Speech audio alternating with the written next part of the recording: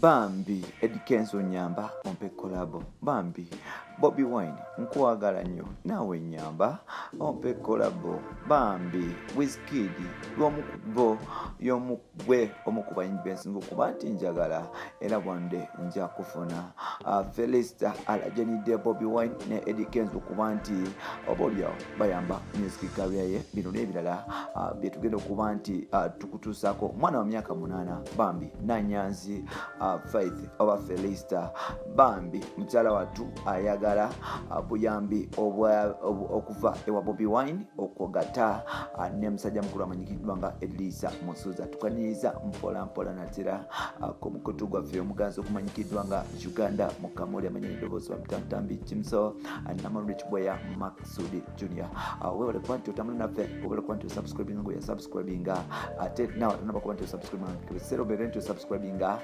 tutambule mufenna mu maaso mpola tuba tumiddeko mwena bakyali baffe abatambula naffe mwewale kuba nti mutuwa feedback mwewale kuba nti obalyawo yes mutambula naffe mpola mwewale kuba nti mutuuza mumanyi okuba nti mutuwagala mwewale kuba nti mutuwagira mwewale kuba nti eva yes mwesiga ffe tuwale kuba nti tutambuza mpola Uganda tulapagamba ffe tutulira kuleeta wano mpola so jasala okuba nti tutuusaako agamano gosinga okuba nti oyagala n'okuba nti wetanira mpola strictly entertainment olunaku lwaleero terikirala nkuleetedde nanyanzi Faith oba omwana muto amanyikiddwa nga Fellister natamumanyi aj'omu ku bawala bambi abakyasinza okuba nti balina talent era ng'ono omwana rapper alina emyaka 8 egy'obukulu. Omwana ono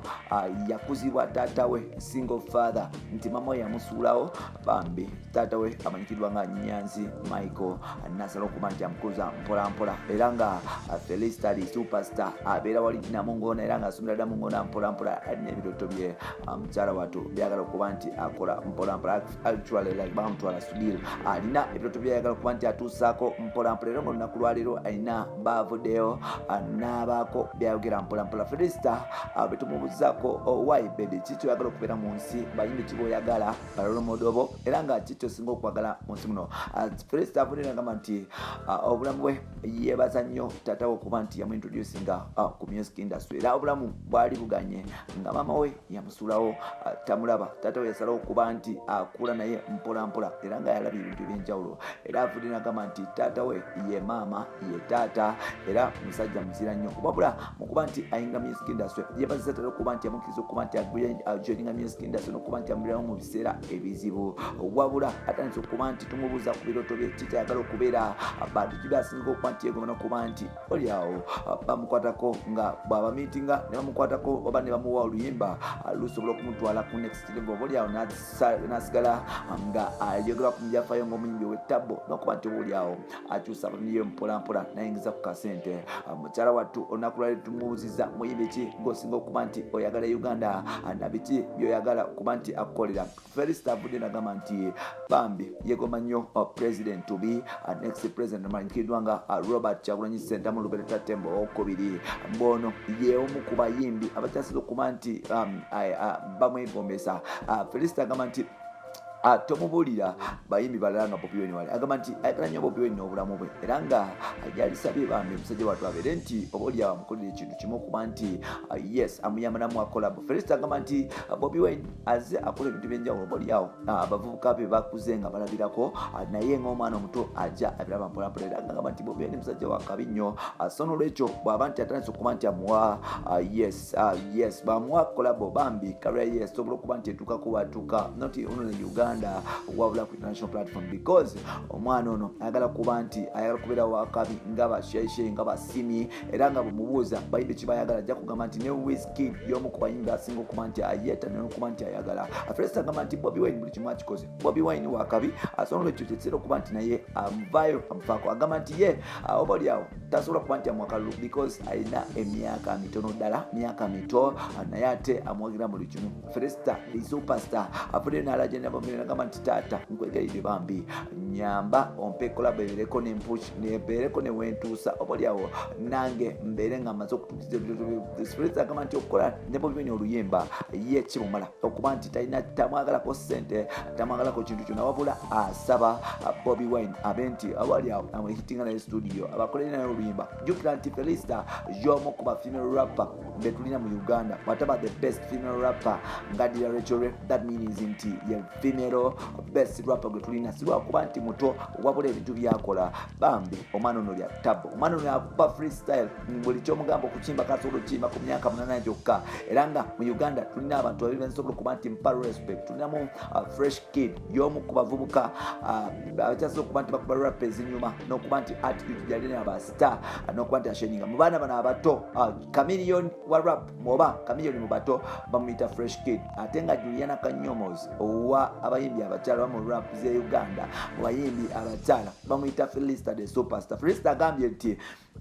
ateegomba muntu mulala ayagala Bobi Wine nabwe kityo abeere nga amuyambako mpolampola n'okuba nti obalyawo agenda mu studio bakole naye oluyimba batandika okuba nti bapushinga mpolampola ku international level ne ku local level atandika okuba nti afuna ebintu bye Fellister yatandika okuba nti abonaabona bantu ku myaka emito ya raising bataata we amanyikiddwa nga Nyanzi Michael n'aba nti amukuza mpolampola bwe tumubuuzaako ate omuyimbi mulala kigwayagala agamba nti kana ngamba ata Edrisa Musuuza bafaanagana ambu Edrisa teyalaba ku taata we obalyawo teyalaba ku maama we obalyawo ne taata wa mulabye bukulu naye ng'ate Edrisa Musuuza y'omu ku bayimbi abakyasize okubeera batebo. Fellister agamba nti ekiyagaza okumukosa ne Kenzo nti bambi Kenzo almost ali mu ye nti Fellister naye talaba maama we so nolwekyo okuba nti akola ne Kenzo music kiyinza okuba nga kimupushingako era kulaba Kenzo nga wakabi nga teraba ku maama we naye ng'ati wakabi kimugumya nti naye obalyawo one day ajja kubeera world star era ng'agambye nti mu bantu bayasinga okuba nti ayagala okukola nabo collabo ye Bobi Wine ne Kenzo. Fellister agamba nti Kenzo takoma kumuyimbira bulungi wabula Kenzo alina ebintu byakoledde bannayuganda n'abaana abato agambye nti Kenzo akoledde bageto kids ebyakabi Kenzo akoledde man king ebyakabi Kenzo akoledde yes bamasaka kids ebyakabi naye amusaba nti bambi amuyamba abeere nti amukwata ku mukono obalyawo atandika okuba nti ampushinga okuba nti amuwaya kayimba bw'aba tamuwadde kayimba kale amufirisa amuyambeko ampushingeko ku East African level oba ku African level oba ku world level because agamba nti talent agirina. Fellister buli omutunuulira alina ekintu kyanjukiza y'omu ku baana abato abalina dream ez'okubeera superstar era nga bw'otunuulira n'erinnya lye likumala Nanyanzi ono Faith Nanyanzi Faith akulagirawo nti yes ayagala kubeera superstar era nga kyovulaba yatuuma oba yeyita erinnya lye bayita Fellister the superstar. Fellister agamba nti abantu basinga okuba nti ayagala mu Uganda kuliko Bobi Wine kuliko ne Eddy Kenzo era ng'agamba nti Eddy Kenzo bambi kakasera okuba nti yes amukwatako naye abeereko gyafuna baana bangi abagala okuyimba baana abato bangi abalina talent obalyawo abamu tebafunye mukisa okuba nti bali mu studio abavuddeyo beebo omwana ku myaka bwe gityo abaasana support because omwana oyo gwemulaba talina muzadde we mukyala ate nga yes almost abezawo family ye mpolampola nsuubira nti Bobi Wine baba amuwadde akayimba nga bakasaba okumuwa omukono luso asobola okuba nti amutuusako wamutuusa oba Kenzo ne bamukwatako n'amutuusako wamutuusa asobola okuba nti omwana yavaayo n'afuuka owakabi n'alabirirako family ye bataata be n'abasikale so n'olwekyo nsuubira musajja mukulu amanyikiddwa nga Edrisa Musuuza ne Bobi Wine ke kaseera okuba nti mudukirira emijiji emito obalyawo abaana bano mubawe pushe temukoma kwabo abakabi bokka bemulabeeyo wabula mutandika okuba nti olya muhitinga studio n'abaana bano so kijja kuba nti kireetawo peesa empya nti music taliko myaka wabula omuntu kyadeliverina kisinga obukulu era nga nsuubira abaana bano wotunuulira fresh kid adeliveringa bulungi wotunuulira yes Fellister asobola okudeliveringa bulungi wabula weakness the problem tetulina mu Uganda nti abaana bwe babaira abato abantu abakulu batandika okuba nti basobola n'okuba nti bayisaamu amaaso nga bagamba nti okuyimba n'omwana omuto kikola sense so nga ate okuyimba naye nga gwoli superstar n'omuwa platform n'atandika okuba nti ayimba nawe n'okuba nti ashalina naye stage esenjawulo kirina dream gyekimuleetera tulaba Pius Mayanja akwata ku musajja mukulu amanyikiddwa nga Gulunedi nga myaka mito ddala nga Gulunedi oyo agenda ne mubbala ne bamuba omusinga atandika okuba ne balodian opportunity Pius agenza na musajja akola naye akayimba akasooka collabo ng'ate Palaso aliko pitch